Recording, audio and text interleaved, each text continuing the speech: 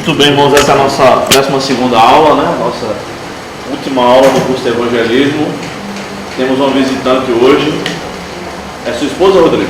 É. Se apresenta, irmão. Oi, gente, boa noite. Paz do Senhor. Amém. Vocês por Deus, feliz com Rodrigo, né? E hoje eu vou aqui. E é um pouquinho, né, da aula. Seja bem-vinda. Como é o seu nome? Tatiana. Seja bem-vinda. Amém. E vamos ver hoje sobre a Igreja Adventista do Sétimo Dia, tá? A Igreja Adventista começa, na verdade, com um movimento. Não começa com um camarada que diz assim, vou fundar uma igreja. Começa com um movimento da segunda vinda. E vinda, ou retorno, significa advento, né? Então, um grupo de pessoas se juntaram em torno de William Miller. William seria mais ou menos Guilherme, né? O equivalente aí. Nos Estados Unidos, no século XIX, e com base nos cálculos do livro de Daniel, é umas datas que o livro de Daniel dá, ele entende que essa é a data da volta de Jesus, tá? E ele marca a data da volta de Jesus, e é claro, Jesus não voltou quando ele falou. Não prestaram atenção que Jesus havia dito que daquele dia e hora nem o Filho nem os anjos sabem, só o Pai está no céu, né?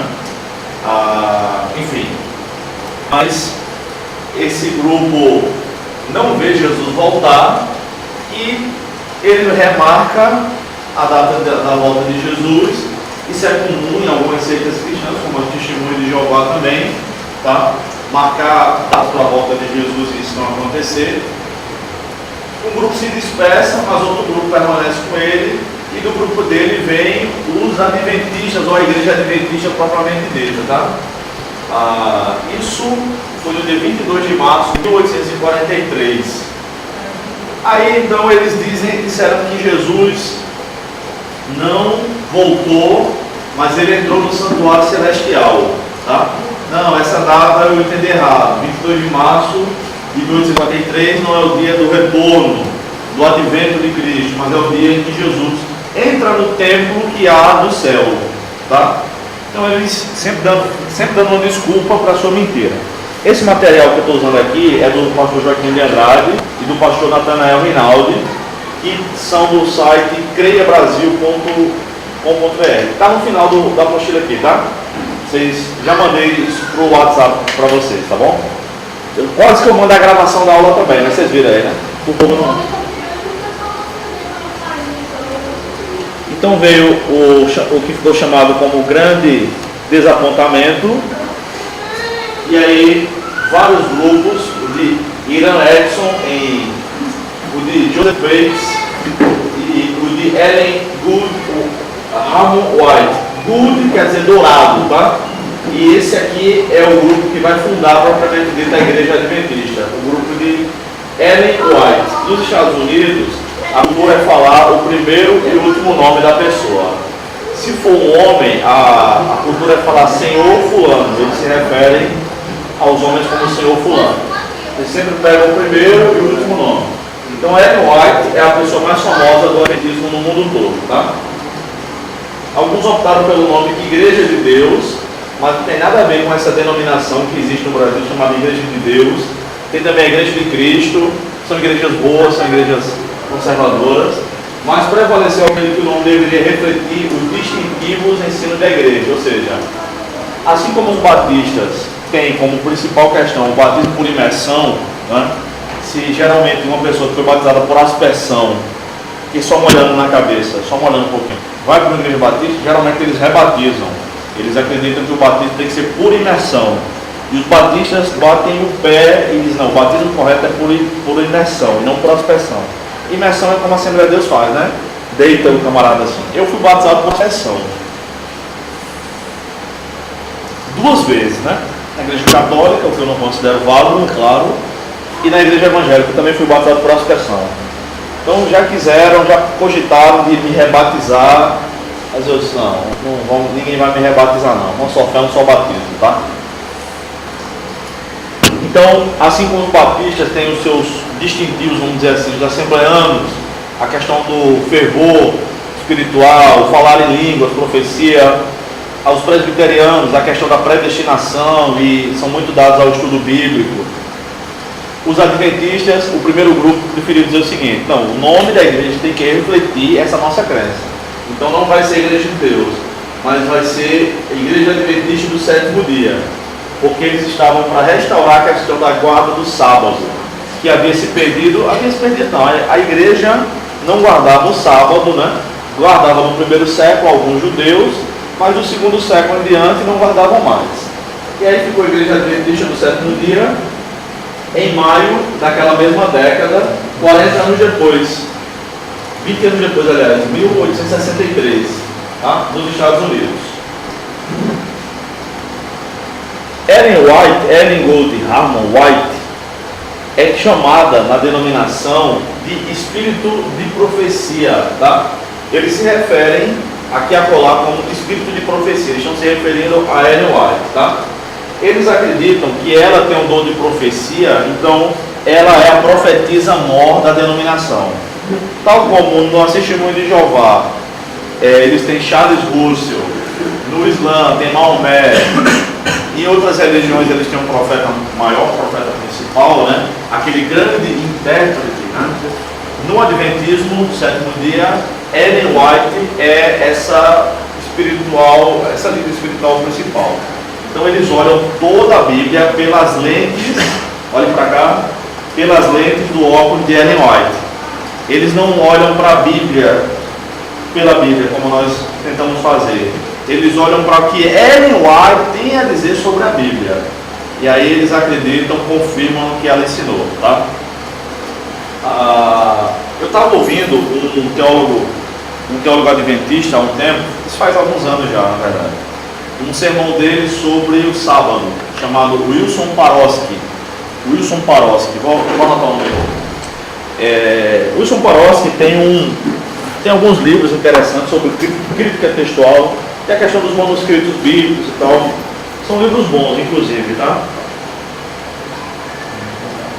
Tem 2 livros, eu tenho 2 livros dele, o do doutorado dele e o do pós-doutorado, todos dois são muito bons, sobre o grego do Novo Testamento. Vamos ficar nesse aqui.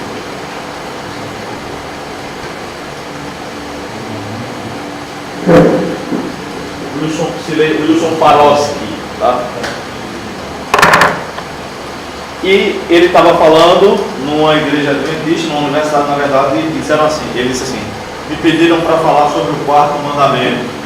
Então ele falou sobre o 4º mandamento, que é o sábado, e ele estava explicando muito bem a questão do sábado, biblicamente, como era no Antigo Testamento, como era no Novo Testamento, contou uma ilustração muito boa. O cara, doutor em teologia, muito competente, explicando lá, e como eu digo para alguns amigos meus, eu estava quase pensando em guardar o sábado, né? De repente, na hora da conclusão, ele citou Ellen White. E ele disse, como diz a nossa...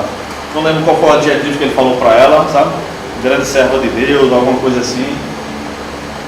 Aí citou o nome dela, Ellen White.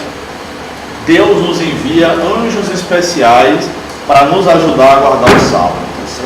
Lascou tudo agora. E realmente eles acreditam nisso, tá? Realmente eles acreditam no que Ellen White escreveu. E ela escreveu muito. Ela publicou muitos livros. Ela tinha muitas visões mesmo. O que só pode ser 2 coisas. Nós sabemos que essas visões que ela teve não são visões da parte de Deus, porque o que ela escreveu contradiz a palavra de Deus. Então pode ser 2 coisas. Pode ser uma doença natural, chamada de esquizofrenia. Há alguns níveis de esquizofrenia, tá? Que a pessoa tem delírios, e quanto mais forte aquilo ali, sem medicamento e tudo mais fortes são os delírios, tá? Ela tem visões, tem alucinações. Tem um livro interessante sobre isso, que é aquele Uma Mente Brilhante, né? Michael com certeza conhece. Muito interessante, muito interessante. Ela poderia ser esquizofrênica, tá? No século XIX, e a ciência não tinha avançado tanto ainda. Isso aqui é 1863, quando é fundada a igreja, né? Finalzinho ali do século XIX, segunda metade do século XIX. Ou podia ser simplesmente visões demoníacas, ou podia ser as 2 coisas unidas, tá bom? Podia, sem dúvida alguma. Mas ela teve muitas visões e escreveu muitos livros. E os livros dela estão disponíveis para quem quiser acessar na internet hoje em dia. Eu acho que tem tudo em inglês. Não sei se tem tudo em português, tá? Mas no site da Igreja Adventista, no site oficial, você procura site oficial da Igreja Adventista, site muito bom, muito bem organizado. Você vai chegar nos livros dela, tá bom? Então ela profetiza Noel. Já acabei adiantando aqui sobre visões e revelações de Ellen White. Mas eu quero dizer que eu acredito em visões, em revelações da palavra de Deus. Eu já tive visões, já tive revelações. E acredito em visões, em revelações extra-bíblicas, mas nunca em revelações antibíblicas. Tá? Confirma então a palavra. Que confirma, Tem exatamente. base na Claro, que dão direção a um movimento. Procure livros, mas como ela não, tá? Tem algumas interessantes, né? Essa aqui sobre o dia e hora da vida de Jesus, ela diz: logo ouvimos a voz de Deus, semelhante a muitas águas, a qual nos anunciou o dia e a hora da vida de Jesus. Então Jesus disse: nem o Filho nem os anjos sabem desse dia nem dessa hora. Só o Pai está no céu. E Ellen White. Ela é bonita demais para saber dessas coisas, né?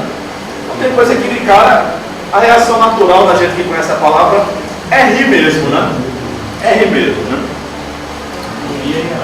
O dia e a hora, meu amigo, é o almanaque da vinda de Jesus. Vamos para algumas doutrinas da Igreja Adventista.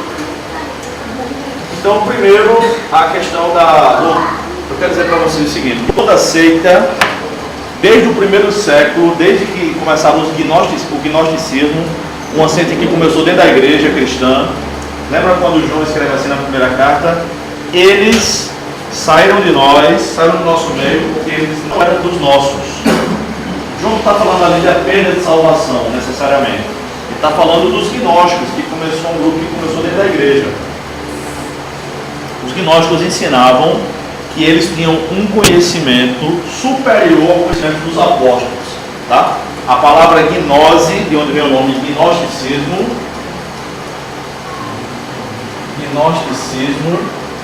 vem da palavra grega gnose. Opa, piorou, né? Gnose, que é igual a conhecimento.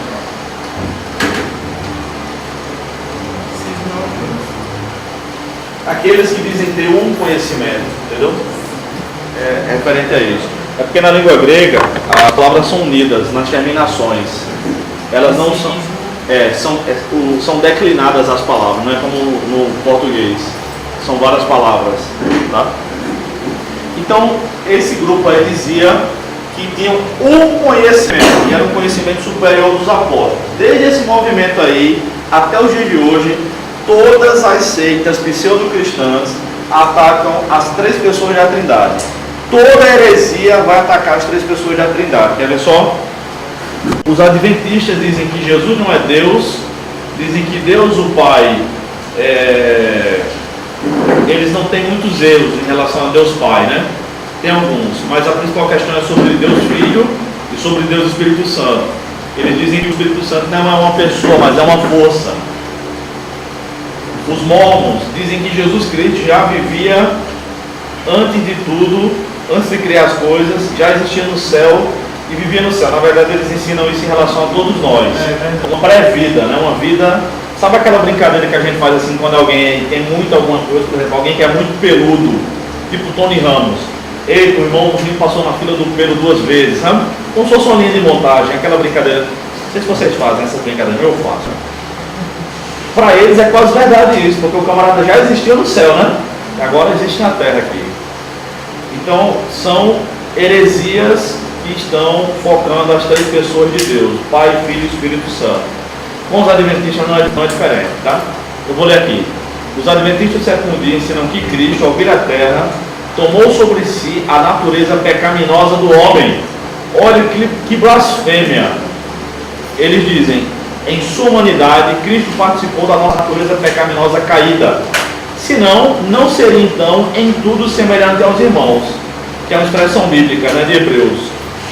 Não seria como nós em tudo, de sua parte humana. Cristo herdou exatamente o que herda todo filho de Adão. uma natureza pecaminosa. Só que Cristo, ele é o segundo Adão. Ele não é descendente de Adão propriamente dito, ele é o segundo Adão. Nele não há participação masculina. O pecado, biblicamente falando, é passado pelo homem, vamos dizer assim. O homem é um representante da raça diante de Deus. Quando Eva caiu, Deus não chegou para Eva. O mundo não havia caído no pecado ainda, mas quando Adão pecou, o mundo passou a entrar no pecado. Desculpa, o contrário, né? O pecado passou a entrar no mundo, tá? Então, a Bíblia diz assim: por um só homem entrou o pecado no mundo, por um só homem todos podem ser perdoados. Romanos capítulo 5. Então, o nascimento de Jesus é um nascimento virginal, porque o homem é o representante diante de Deus e, vamos dizer assim, o portador do pecado, tá bom? Então, eles dizem isso, que Jesus veio e assumiu a natureza pecaminosa. Gente, isso é uma blasfêmia. Jesus é 100% homem, 100% Deus, mas o pecado não faz parte originalmente da natureza humana. O pecado passou a fazer parte da natureza humana depois do pecado de Adão. Jesus é o mais humano dos homens, tá? E eles ensinam isso. Na verdade, a Bíblia diz algo tão interessante sobre Jesus. Diz que Jesus é melhor do que o céu. Vou mostrar para vocês. Não sei se vocês já atentaram para isso. Hebreus 7:26 diz isso. Eu vou abrir aqui.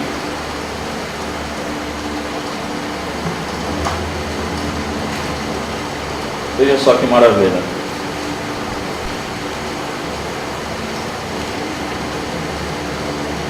Com efeito, nos convinha um sumo sacerdote como este, santo, inculpável, sem mácula, separado dos pecadores e feito mais alto ou mais sublime do que os céus. O Jesus é melhor, mais sublime do que o céu. Amém? Número 2, juízo investigativo. É uma heresia deles. Se não tiver muito claro aí, gente, tem como apagar só essa luz aqui da frente? Pastor, apague só essa luz da frente aqui, por favor. Pastor Júnior está ali, atrás da porta ali. Pastor Júnior está nos dando a sua ilustre presença aí. Ok. Melhorou aí? Vamos lá. Segundo a teologia de Ellen White, a expiação, perdão dos pecados, não foi concluída na cruz do Calvário. Ao terminarem as 2.300 tardes e manhãs, essa expressão vem de Daniel capítulo 8, Jesus entrou no lugar santíssimo para efetuar a última parte de sua solene obra, que é purificar o santuário. Meu Deus do céu! Qualquer analfabeto entende que Jesus disse: está consumado. Está consumado o quê? A obra de salvação. Foi na cruz, depois da morte, segue-se o juízo e por aí vai. Na cruz Jesus pagou pelo preço dos nossos pecados. E eles ensinam essa blasfêmia. E Jesus ainda foi fazer mais serviço no céu para terminar de pagar os nossos pecados. Não! Foi na cruz. Na cruz, está consumado, tá? Há algumas pessoas também que dizem, nós já fizemos aquele exercício, né? Vimos que Jesus nunca foi ao inferno, mas algumas pessoas que dizem que ele foi para o inferno para pagar o restante dos nossos pecados. Pelo amor de Deus, pegar a chave de ninguém para você tomar a chave de ninguém. Ele recebeu do Pai, toda a autoridade me foi dada no céu e na terra, foi dada pelo Pai, tá? Então essa é mais uma heresia deles. Eu estou enfatizando essa questão, gente, porque tem muitos crentes que acham, não, adventista é praticamente evangélico, não é seita não. Que conversa é essa? Número 3, o lugar de Satanás na expiação. A doutrina da expiação, que é o pagamento pelos nossos pecados, expiar os nossos pecados, a doutrina da expiação da igreja cristã tem defendido que Cristo é o único expiador. Amém? Ele foi o único que pagou pelos nossos pecados, sendo que Satanás não tem nenhuma parte na expiação. Mas com base em Levítico 16, 5 a 10, alegando que o bode emissário tipifica Satanás, os adventistas defendem que Satanás não somente levará o peso e castigo de seus pecados, mas também os pecados da hoste dos remidos. Ou seja, eles dizem que naquele bode, tá, o bode expiatório, chamado Azazel, eles fazem um jogo de cintura, um esforço danado, para que caiba ali naquele nome Azazel, Satanás, e dizem que os nossos pecados foram lançados sobre Satanás. Negativo.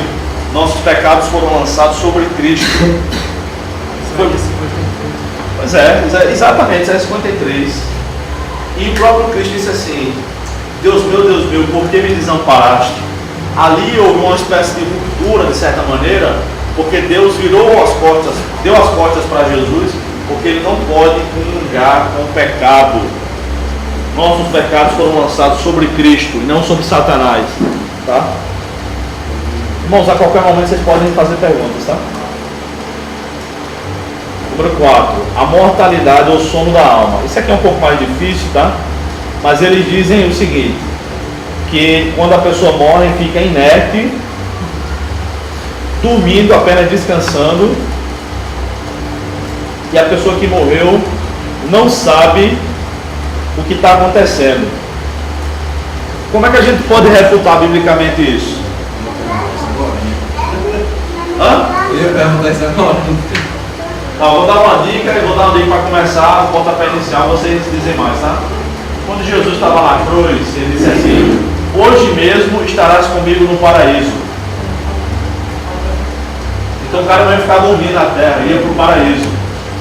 Aquele novíssimo convertido ali. Tem mais referência bíblica. Vamos lá, como é que a gente pode refutar? Que o homem, quando morre, não fica na terra, não fica dormindo. Vamos lá, gente. Eu estou fazendo uma pergunta para vocês que os adventistas vão perguntar a vocês, viu? Ou na hora da evangelização.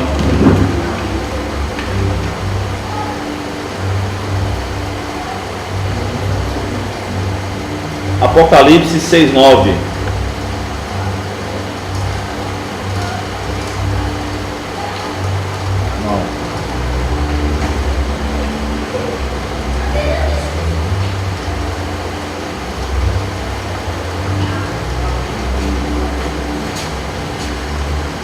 Não.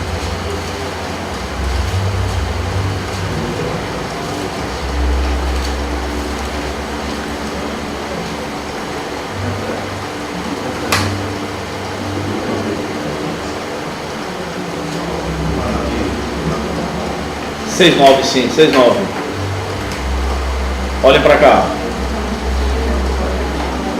Quando ele abriu o quinto selo, vi debaixo do altar as almas daqueles que tinham sido mortos por causa da palavra de Deus e por causa do testemunho que sustentavam.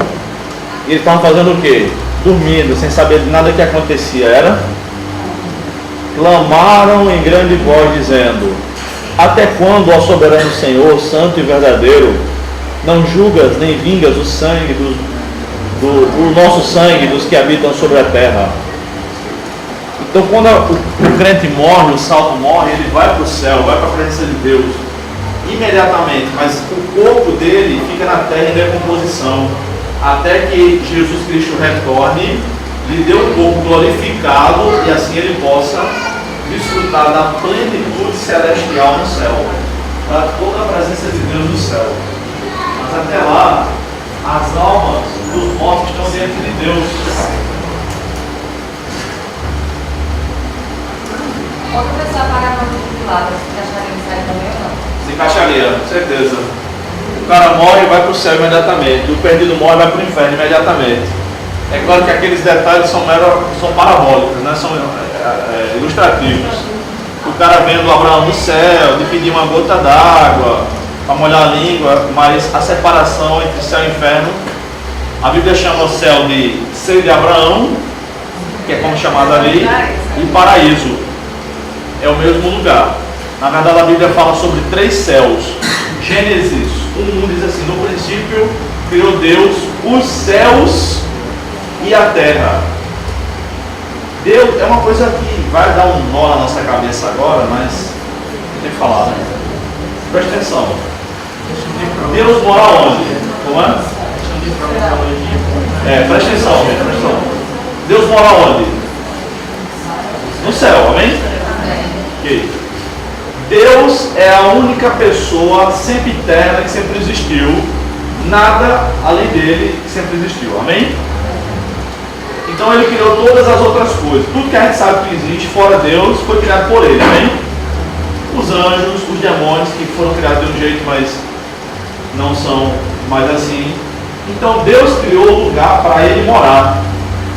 E onde é que ele morava antes? Deus sempre existiu. Agora ele existia onde? Porque o céu não é sempre eterno. Ele criou. No princípio criou Deus os céus e a terra. Parou. A nossa mente vai até aqui e chega na barreira de aço, né? Acabou. Não dá pra gente falar muita coisa sobre isso, né?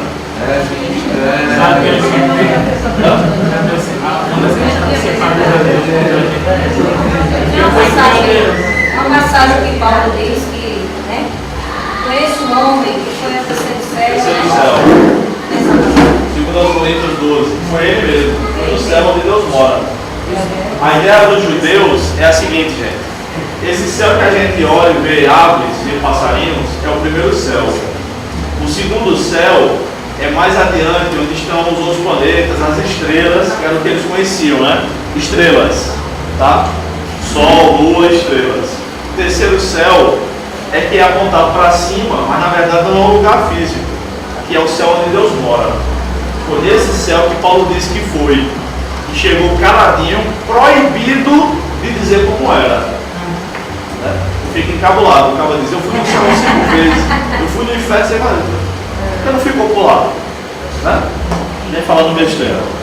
Outra coisa, todo mundo que ressuscitou na Bíblia, Elias ressuscitou um garoto, Eliseu também. Eliseu ressuscitou. Quando o corpo de Eliseu foi jogado no sepulcro, né? Os ossos, né? Bateu no corpo de um rapaz que ressuscitou também.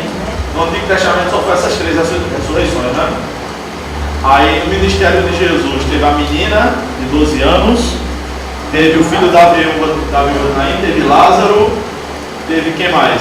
Ressuscitado por Jesus. A filha de Jairo, talvez seja essa menina, né? Quando Jesus ressuscitou, Mateus diz que muitos santos também ressuscitaram, pessoas que tinham morrido naqueles dias próximos, né? No ministério de Pedro foi uma mulher chamada Dorcas, Atos 4. No ministério de Paulo foi Eutico. E acabou, né? A ressurreição da vida acabou. Pergunta: quantos deles voltaram dizendo o que eles tinham visto do outro lado? Deve apontar para alguma coisa para a gente, viu? As pessoas têm que pregar a palavra, nas suas visões não. Pregar a Bíblia. Deus deu para toda a igreja, foi a Bíblia, não foi a visão de ninguém não.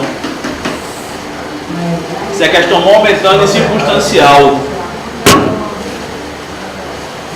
Vamos lá. Adventistas.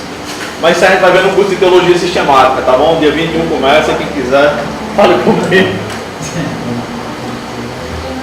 Vamos lá. Quanto é mesmo? R$40. Eu vou pular algumas questões aqui, tá? Vou para as questões mais, tá? Essa daqui é a divisão da lei de Deus e lei de Moisés. Junto com a guarda do sábado e a guarda do domingo. Veja só. Eles dizem que a lei foi dada, a lei que Deus deu para Moisés, foi dada para ser cumprida e obedecida perpetuamente, tá? Nós vamos encontrar realmente algumas vezes a expressão perpetuamente na lei. Mas a ideia de perpetuamente é até que viesse o Messias. É como a gente diz perpetuamente, mas não é perpetuamente. Por exemplo, é uma expressão idiomática. Você está perguntando a alguém como é que faz para chegar em tal lugar, e o camarada pode dizer assim, se ele for sertanejo, né? Você vai aqui direto toda a vida, ele quer dizer que você vá até morrer? Não. Quer dizer que você vá muito. Você vai aqui direto, não entra em lugar nenhum. toda a vida até chegar na fazenda Caixinhos Dourados. Quando chegar na fazenda Caixinhos Dourados, você entra à direita, dependendo da região, você quebra à direita, né? Chega doeu agora, né? Expressões idiomáticas, tá? Expressões que devem ser entendidas à luz da sua própria língua e cultura, tá bom? Então, o sábado, que é o quarto mandamento, não adorar outro Deus além do Senhor, não fazer imagem de escultura de Deus ou de ninguém, não tomar o nome de Deus em vão e guardar o sábado. É o quarto mandamento, a guarda do sábado, tá? Então eles dizem que Deus restituiu isso à igreja através deles, a guarda do sábado, porque a igreja estava prostituída, essa é a linguagem que eles usam, tá? Me desculpem, com a questão da guarda do domingo. Eles dizem que a igreja cristã guarda o domingo, e isso é reflexo do catolicismo. Mas vejam só, o que aconteceu foi o seguinte: Jesus morre e ressuscita no primeiro século.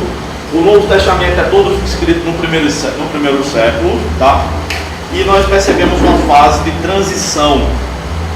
Alguns irmãos ainda hoje acreditam que deve ser guardado um dia, como o domingo. Por exemplo, oficialmente a Igreja Presbiteriana do Brasil, a IPB, ensina isso. Oficialmente. Nem todo pastor ensina isso. E muitos presbiterianos nem sabem dessa história. Vai depender do pastor local. Se ele realmente enfatizar doutrinas presbiterianas históricas, ele vai ensinar isso. Então, um pastor presbiteriano mais antigo, 50, 60, geralmente ensina. Os mais jovens nem tanto, tá? Aconteceu o seguinte: o imperador romano chamado Constantino se converteu ou não, mas ele disse que era cristão, no século IV, no ano 313. Ele proclamou um documento chamado Édito de Milão. E ele declarou com isso o cristianismo a religião oficial do império e o domingo como feriado, porque até então não era. O cara trabalhava de domingo a domingo. Então a Igreja Católica surgiu pouco depois disso aqui, né? Mas no século IV também, mais ou menos uns 30 anos depois, e utilizou o domingo para ser guardado, para ser o dia de missa e tudo mais. Por quê? Porque eles disseram: é o dia que o Senhor ressuscitou e agora era feriado, então é o dia de ir para a igreja. E nós geralmente nos reunimos no domingo, porque mais no domingo, o domingo é o nosso principal culto, vamos dizer assim, humanamente falando, né? Porque é feriado. O domingo é o nosso feriado. Então a maioria das pessoas não trabalham no domingo. Por isso. Então eles dizem que nós, os adventistas, dizem que nós guardamos o domingo e somos católicos idólatras por causa disso. A pessoa está na esquina. Os mormons também, né? O mormon também diz isso? Guardam. Guarda, sim. A pessoa está na esquina. Vou para a igreja o dia que eu quiser. Entendeu? Se a gente quiser morar na igreja, também ninguém pode empatar a gente. Então eles dizem isso. Para restaurar a igreja, a guarda do mandamento original, que seria o sábado, Deus levantou Ellen White. Vejam só, o Novo Testamento repete 9 dos 10 mandamentos. O único mandamento que não é repetido é a guarda do sábado. Não é colocado em lugar nenhum no Novo Testamento que a igreja cristã tem que guardar um dia. Atos capítulo 20, versículo 7 diz assim: no primeiro dia da semana os irmãos se reuniram para partir o pão e tudo mais. Está dizendo que eles faziam, não está dizendo que eu tenho que fazer não. E no primeiro século não era feriado. Os irmãos tinham essa ideia que o domingo é o dia que o Senhor ressuscitou, então vamos nos reunir. Sim. E daí? Não há nenhuma ordem expressiva quanto a isso, tá bom? Então, Paulo escreveu também que alguns acham que tem uns dias especiais, outros acham que todos os dias são iguais, tá bom? Não vejo problema algum de guardar um dia ou de não guardar. Tenho amigos que guardam domingo. Pode guardar, filho. Não venha me abusar. Não venha me abusar. Tá bom? A Igreja Adventista tem no site lá deles, eu coloquei isso no meu livro sobre os 10 mandamentos, que eles ensinam o seguinte, que a salvação não passa por essa questão da obediência à lei. Mas no site oficial deles tem lá dizendo que passa. Tem dizendo inclusive o seguinte, que são proibidas, porque o sábado para eles é de 18 horas da sexta-feira até 18 horas do sábado. Eles dividiam o dia como os judeus dividiam antigamente, 18 horas. Aliás, essa cultura, esse costume de dizer que quem aponta para a estrela nasce verruga no dedo de quem aponta a estrela, vem dos judeus, na época da guerra na Alemanha. Vocês conhecem esse ditado, né? Era o seguinte, é interessante, mas é o seguinte: a mãe estava com um menino, ou o pai estava com um menino na rua, e eles diziam o seguinte, havia um costume judaico, e ainda hoje eles dizem isso no mundo todo: quando a primeira estrela despontar no céu da sexta-feira, começou o sabá, ou o shabat, né? Ou seja, é hora de parar de trabalhar e se dedicar a Deus em orações e tudo mais. Então, quando a criança via uma estrela, ela contava. E na Alemanha, era muito chato isso, muito perigoso. Ó manhã, não sei como é que eles dizem em alemão, tá? Mas as crianças diziam, ó manhã. Começou o Shabbat, aí eles começaram a ensinar as crianças assim: não aponta para a estrela não, que dá vergonha.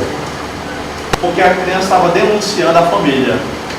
Eita, ó, tá vendo aquelas crianças apontando ali? Deve ser judeu. Pega todo mundo.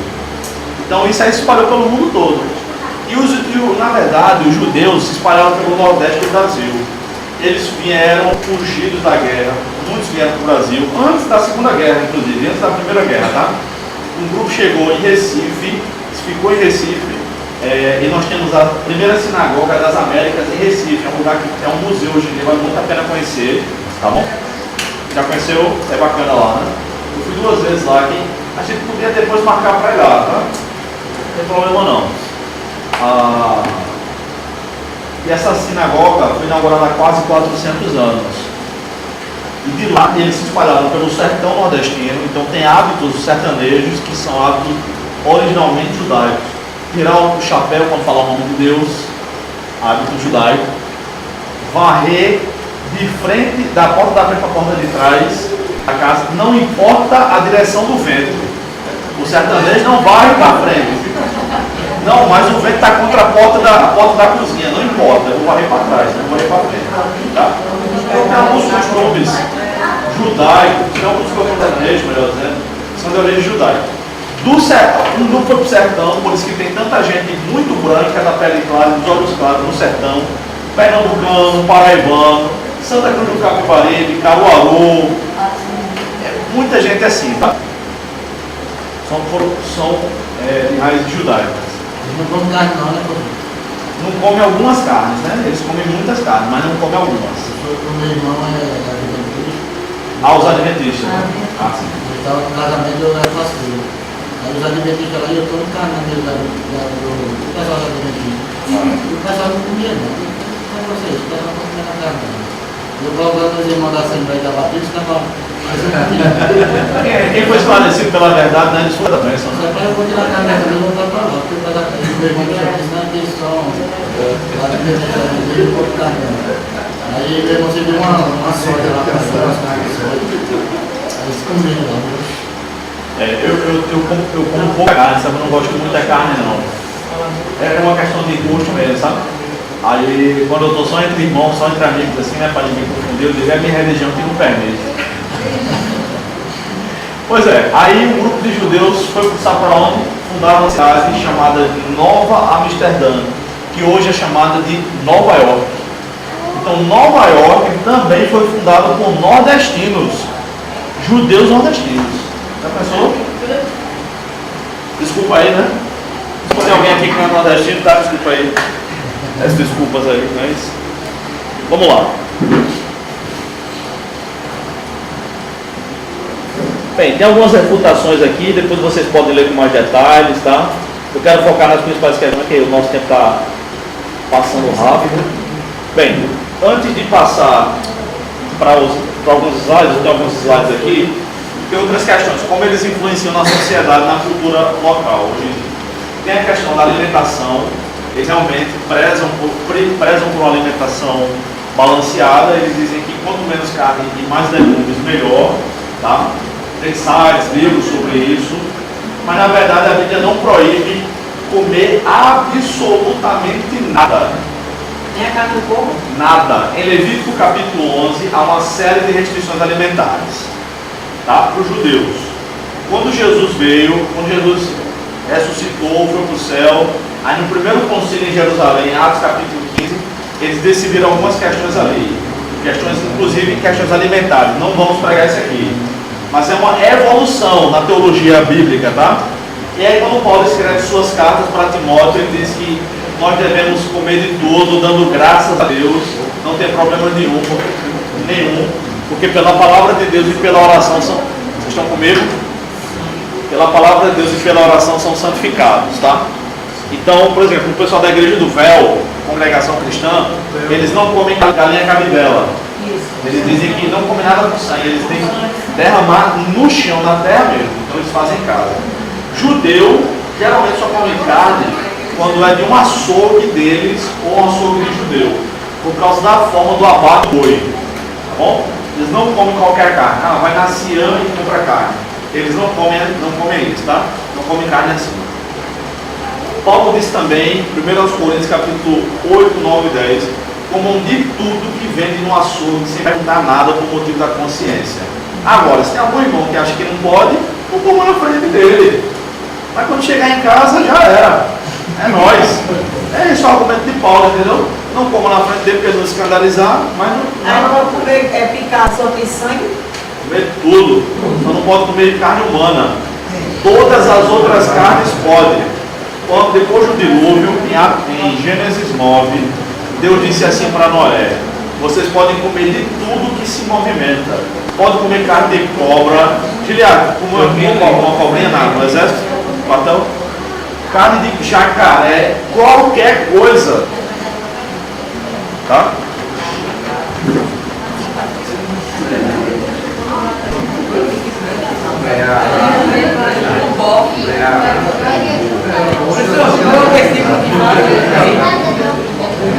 Pai, você não lembra a referência agora não. Vou ficar te devendo, tá? Depois eu te dou. Fala comigo.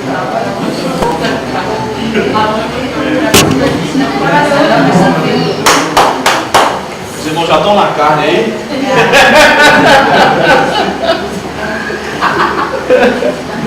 Vamos lá.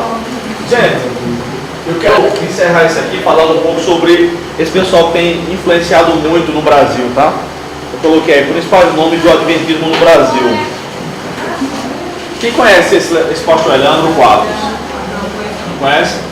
Ele tem um programa de perguntas e respostas. Tem muito vídeo dele. Aonde?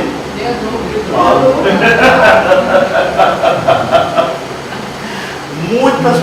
Se você quiser saber praticamente qualquer posicionamento da igreja adventista, pode botar Leandro Quadros, por exemplo, carne. Leandro Quadros pode comer carne? Ele vai responder. Com certeza ele vai responder essa pergunta.